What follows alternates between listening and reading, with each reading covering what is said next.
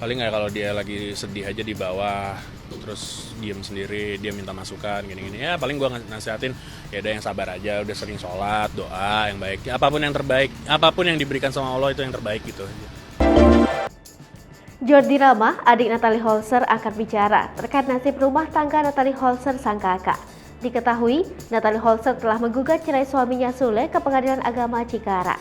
Natalie Holzer mantap ingin bercerai dari Sule, pria yang telah memberinya 1 orang anak.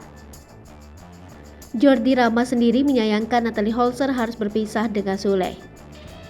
Jordi juga sangat menyayangkan hubungan rumah tangga Natalie Holzer dengan Sule di ambang perceraian. Bahkan, ia memikirkan keadaan anak Natalie dan Sule yakni Azam ke depannya. Sebelumnya, Natalie Holzer harus meninggalkan sosok Ferdi, selaku anak sambungnya yang paling dekat dengan dirinya setelah ia menggugat cerai Sule. Namun, lantaran kini berpisah, Natalie Holzer memberikan pesan pilu kepada Ferdi, jangan takut kepada siapapun jika rindu dan ingin bertemu dengannya. Dilansir dari akun Instagram @lambegosip, mengunggah sebuah video pernyataan Natalie Holzer berisikan pesan pilu yang ia berikan kepada Ferdi selaku putra sambungnya dengan menahan tangisan. Dalam kesempatan itu, dengan susah payah menyembunyikan rasa sedih, Natalie Holzer tetap berusaha memberikan pesan kepada Ferdi. Natalie Holzer mengatakan kepada Ferdi untuk tetap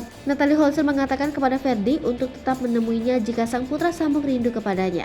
Tak sampai di situ saja, Natalie Holzer juga turut menuturkan kepada Ferdi untuk tidak merasa takut kepada siapapun jika ingin menemui dirinya.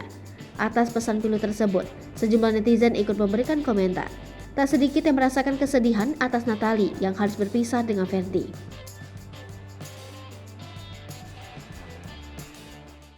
Hai pemirsa Sri Popo TV, jangan lupa komen, like, dan subscribe, serta tonton terus berita-berita terupdate lainnya